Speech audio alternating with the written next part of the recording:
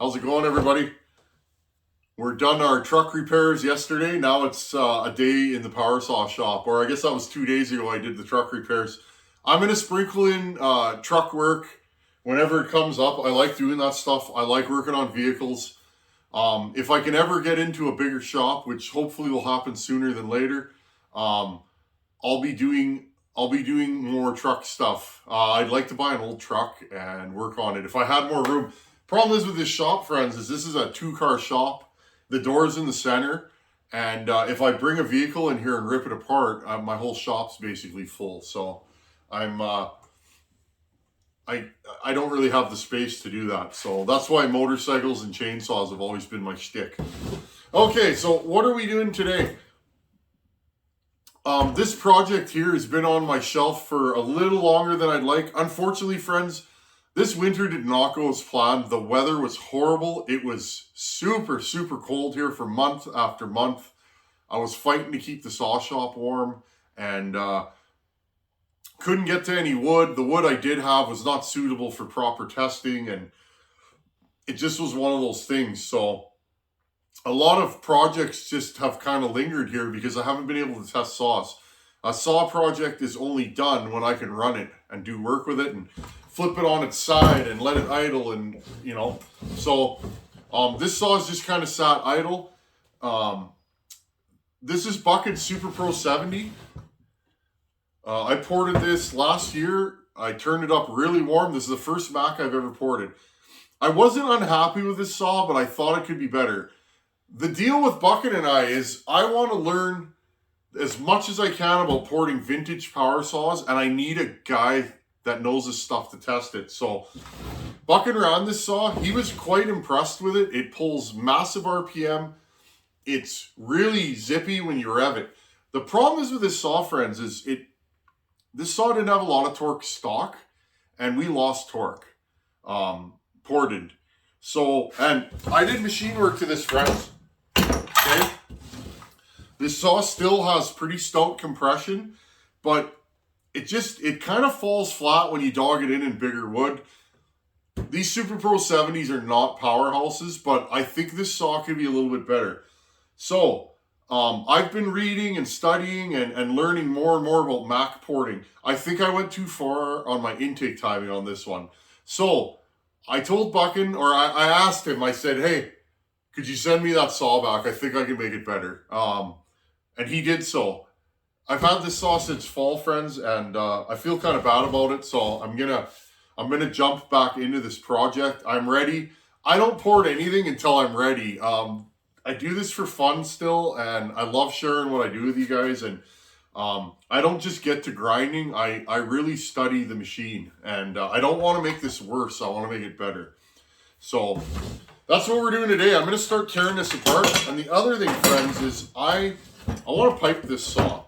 These Mac pipes are not good for flow, and I think this pipe could be much improved on. So what I'm actually going to do is I'm going to measure this and try and pipe this pretty much the same kind of pipe I did to the 850. There's not a ton of room on these, so if you do want to pipe one, be prepared. Pipes are tough to make, friends. I'm of the mindset when I build a pipe, I want it to bolt on every saw of that model. I want to be able to swap it between saws so that if I have a different build, I can just go shook and pop it on there. And that's how I like to build pipes. I don't really build them for, a one-off. So this saw here, I'm going to build a pipe for it. I'm probably going to have to do some modding to the chassis to get a pipe to fit. But Buckin's okay with that. So if he's okay with it, this is his saw.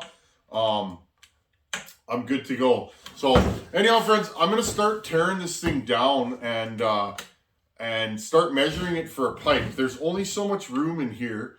And I can make a pipe swoop down a little up and then exit forward like I did with the last one. So, and then the other thing I'm going to do, friends, is I'm going to take the cylinder off. Once I get all my specs and everything measured for the pipe, I'm going to take the cylinder off and I'm going to JB weld the cylinder and bring the intake timing back. If you go too far on your exhaust, you can machine the base of the cylinder and cut a pop-up on the piston, and that'll bring your exhaust roof back down, okay, and builds your torque and your compression back. If you go too far on an intake, meaning you lower it too much, you don't want to raise the cylinder, because if you raise the cylinder, you raise the exhaust port and you will lose compression and you will raise the squish. So what you do is you apply JB Weld to the intake. Now, friends, I'll admit, I have never had to redo an intake in any of the saws I've done, except for this one. I think my intake is too large in this saw. I went too big and looking for crazy gains, and I think I ended up making the saw go backwards.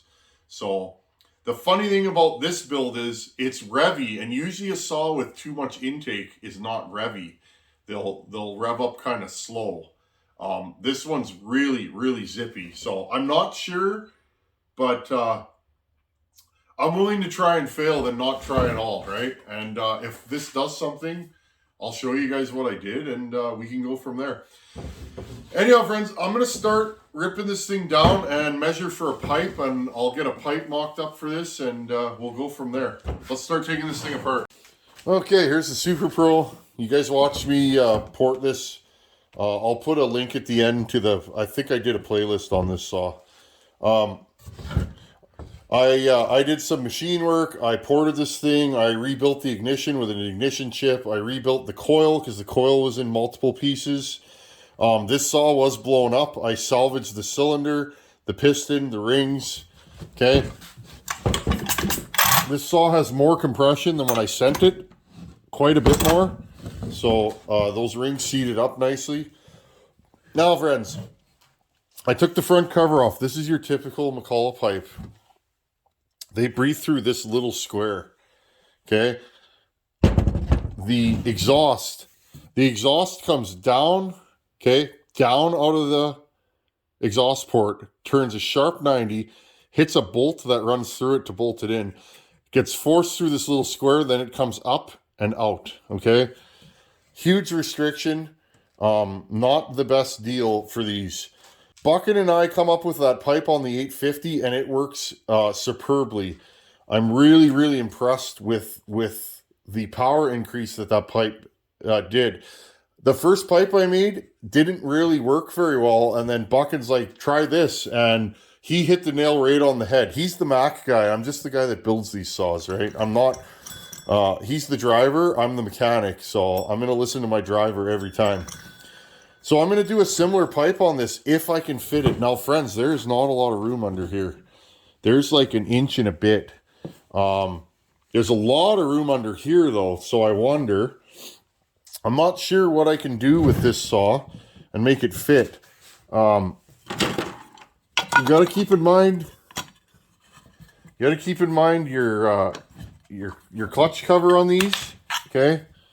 You have to fit it around the clutch cover, so if you dump it here, the one for the 850, the clutch cover on that is shorter than this. This clutch cover did not fit on that 850 with that pipe, so I made a note of that. I want this to fit every one of these, so we got a lot of room under here, so I'm kind of wondering if maybe I can do a different kind of pipe, but we'll wait and see. So, okay, friends, I'm gonna pull the wrap off the lower handle assembly, and we'll flip this thing over, and I want to pull the pipe off this cover here, which also wraps around on these. That's one thing I don't like about the Super Pro 70.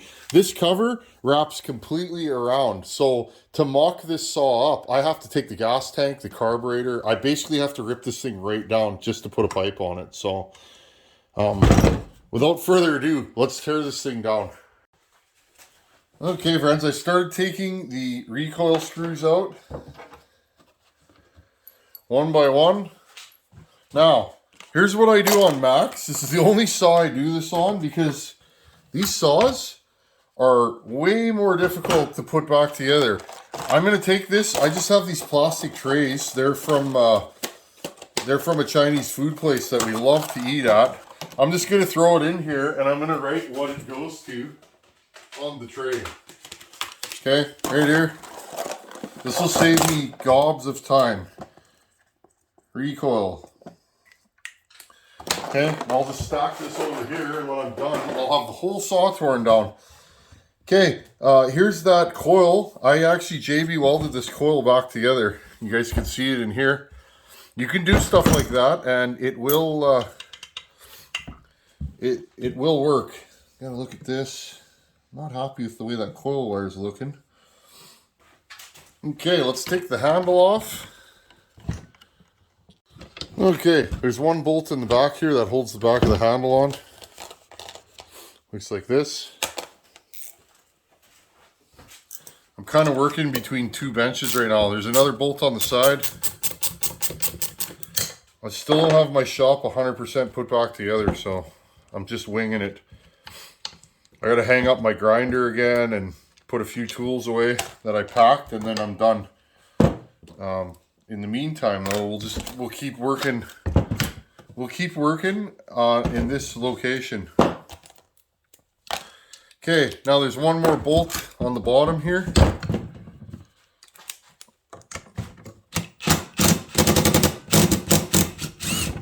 Okay, there's your handle assembly. Okay, put that off. Okay, now again on an 850, this is a separate piece. Okay, on this Super Pro 70, it's not a separate piece. This wraps all the way around and underneath. So again, I have to completely rip this saw down to do this. But now that I'm a McCulloch man, again, I didn't know anything about these saws before I started working on them. Now that I'm a McCulloch man, I understand the operations. I really didn't when I first got into these saws. I didn't understand how they came apart. I can't remember. You guys remember if I made gaskets for this saw? I do not remember. So many saws run through here, sometimes you forget what you done. That's why I take timing notes, because I can remember in a month, but in a year, probably not.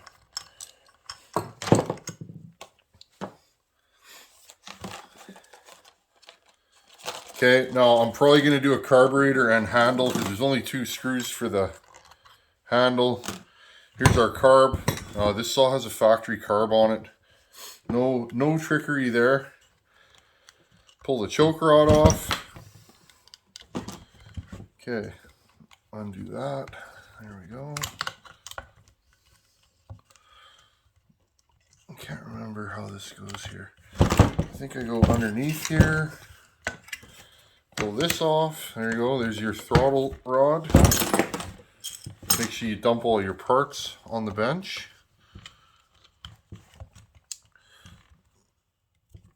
I'll have to pop off this this fuel line. Okay, I popped the fuel line off. Now you take this.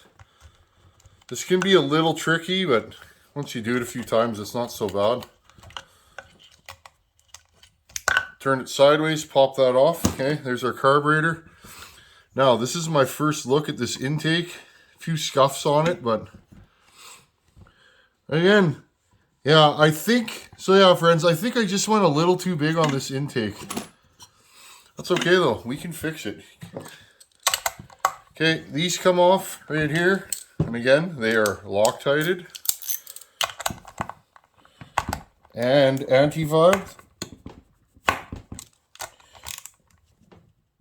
I'm going to have to get a different socket here, friends. Let's try this one more time. There we go. See, it's funny, like, I remember that. I remember you got to push super hard with these anti-vibe washers I put on here. I might actually leave them out next time. Okay, same thing, put these in the bin. If you're taking a Mac apart, you try that. Try labeling almost everything and putting it in separate bags and packages. Now, a Husqvarna, especially like a 266 in that, you can blindfold me and I know where all the screws go. This thing, these saws have so many different thread pitches and bolt lengths that it's really easy to get yourself into trouble. So, Okay, I'm just pulling off the 2 screws. This holds the intake on. I think I glued this intake on because if you guys remember, this this fuel tank assembly was quite pitted. I was going to say that 850 one off Buckin's 850 might actually be something to think about on this. Okay, and I'm just going to pry this down. And off it comes. Okay. I remember this saw. I tried to build DIY AV mounts and failed horribly. That was actually pretty funny. It worked for about 5 minutes and then they just kind of, it wasn't a good deal. Okay. See if you guys can see that. Here's 2 bolts. I'm probably going to blow this thing off after I crack these. There we go. There's one. There's the other bolt. Okay, so that's all loose. You see now it separates. I like to pull the impulse line off from the cylinder because it's easier to reach. Just push it and pull it at the same time and it won't rip. Okay, now you flip this around and I remember this one was tricky to get the anti-vibes out. There's an oiler line that's in the way. These anti-vibes are kind of cracked, but it is what it is, right? And then the last thing you got to do is pull that off the coil, and off she comes. Okay, that's how you split a Mac. So yeah, Buckin put some time on this, and this is fun. I'm just gonna put this handle assembly in my Mac parts bin. You guys can see I did glue this all together, and it doesn't look like it was leaking. Okay, now, next part on these. This cover has to come off. It wraps all the way around on this saw. I can't remember, so there's no attachment points up here. So I'm going to have to take this mount off here. Okay. And I'm sure it's Loctited. Yep. Put on there by a fellow that likes his Loctite. I wonder who that was. Okay. I'm going to run all this stuff through the parts washer. Ah, that's the first bolt I've dropped. That's pretty good. Okay, now wrap this around on the other side. This bolt was loose, so I don't know. I guess I didn't Loctite this one. Something must have gone on there. I'll have to make sure to be diligent. Okay. Now this cover comes right off, just like that.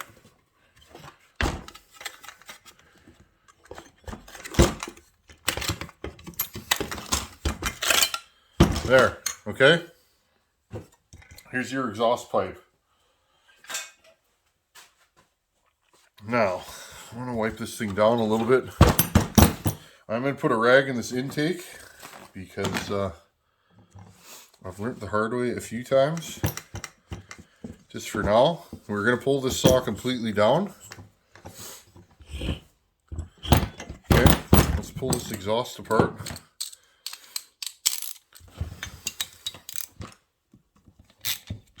One there, one there. I will send this exhaust back to Buckin. This is a mint exhaust. I thought about cutting one of these apart and making a pipe out of it, but I think I'm just going to continue to do things the way I do them. I'll make a new pipe. So, you guys like this shirt? You tell I'm a tin basher. I lean everything against my gut and rip everything. Okay, so I'm going to throw the exhaust in a separate bin.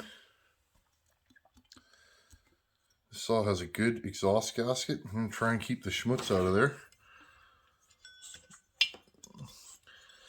Now, friends, this saw was scored up pretty good. Just looking in here when I got it, and there still is a little bit of scoring on it. So, but it runs okay. So, the cylinder was far from mint. It is what it is, though, right? It's a Mac. Hey, friends, you guys can see. I just want to show you guys. I don't hide anything on this channel. I don't want you guys to think that every saw I work on is perfect, because they're not. They're old. Saws from the 70s. Check out this exhaust port. You guys see? There.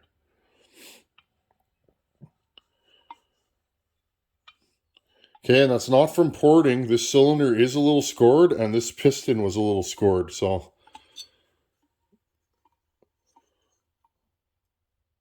Okay, so I want you guys to see that. Saw runs good though, so run it, right? I mean, this saw was destined for the dumpster. It didn't run. It was scored up. It had an air leak. It was all kinds of wrong. So I did my best to make it all kinds of right, and it runs good now. And I'm sure this thing will give Buckin a lot of smiles for many years to come. Okay, friends, I'm going to clean this up. I want to get all this junk off of here so it doesn't fall in the cylinder. And then I'm going to put the handle back on this thing and see if I can kind of mock it up and see how much, I want to see how much clearance I have without all that junk in the way. And then I'll see if I can rig up a pipe today. Okay, here's a better look at that stock exhaust pipe, okay? Comes out of the exhaust port, around the corner, up and then out. Pretty small at the head pipe. This bolt goes through and really stifles it off. Okay, so I'm going to try and get rid of that. I've got the saw mocked back up together. Now again, friends, these projects take time. They're definitely, especially on these Macs. I love doing this stuff though. Putting a smile on my buddy's face when he sees a crazy pipe I made, that's what it's all about for me. So, okay, now I might have a hard time holding this and showing you. I mock this up and I just measure how far do I actually have. Okay, more or less. This one came out to about 1.5 inches, 1.375 inches. I could notch this bottom piece if I had to, but I'm not really about that on this saw. I'm going to try and make this fit the power saw the best that I can. So there's the space we have, okay? The pipe has to come out here and there. I have some ideas about doing a ciliar pipe, but I'm going to do that on a different saw. I don't think this is the saw for that pipe, so. Okay, friends, I'm going to get to cutting and see if I can mock something up to show you guys what I'm going to do today. Okay, friends, again, block off your exhaust port. Don't grind anywhere near. That's just a roughed out exhaust flange. I usually don't make these too nice until I'm done welding, and then I'll go in there with the die grinder and make it nice, make it flow as good as I can. Now remember, this pipe is going to come this way and out, and we only have 1 3/8 of an inch, so we only have to there, friends. So this is a pretty tight operation. Now, what I'm going to do is I'm going to finish this flange, and then I'll probably just tack this together and call it a night. Here, it goes this way. There we go. Okay. Make a template or use a transfer punch, 2 holes, and then make a template. I usually just drill a couple holes. You guys can see it's not super fancy yet. I leave a little more meat up and down because when I weld around here, I want to be able to get good penetration so it doesn't leak. Then I'll go in from the inside and just grind it, okay?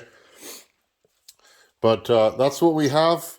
So you drill your 2 holes, and then I'll drill a series of holes in here. Then I take a cutoff wheel, cut the little piece out, and then I'll go in there with a die grinder and a burr and just smooth it out. And then I finish it with a hand file. So quite a bit of work to making these flanges. And it is what it is.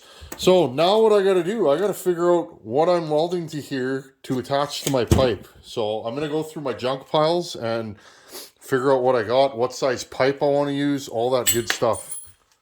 Okay, friends, it's a couple hours later. This is as far as I've gotten today.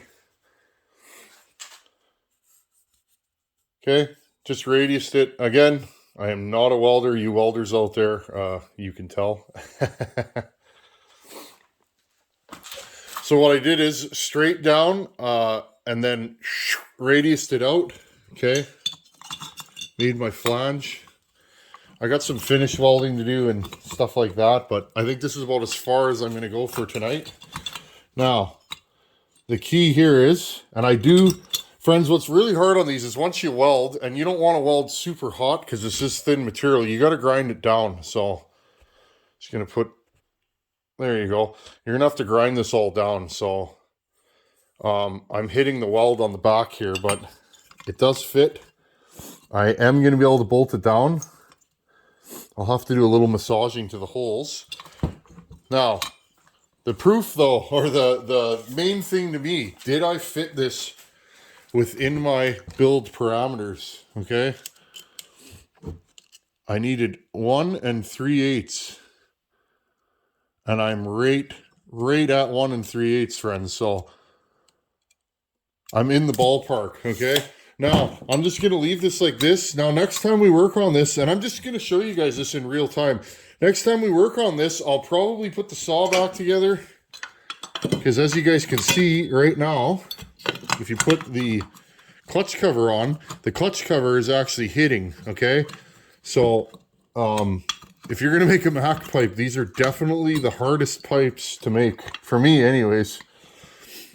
See?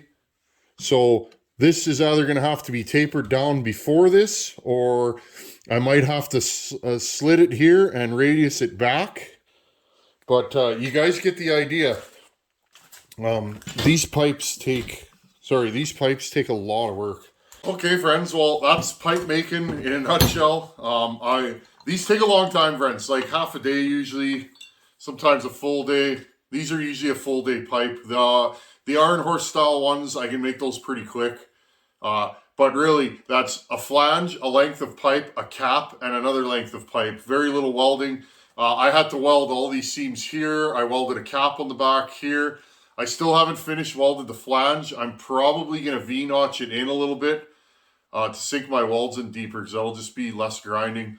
Then I'll go in here, grind all this, and then start fitting this back onto the saw. And then again, I will cut the pipe back and then build a radius to miss the clutch cover.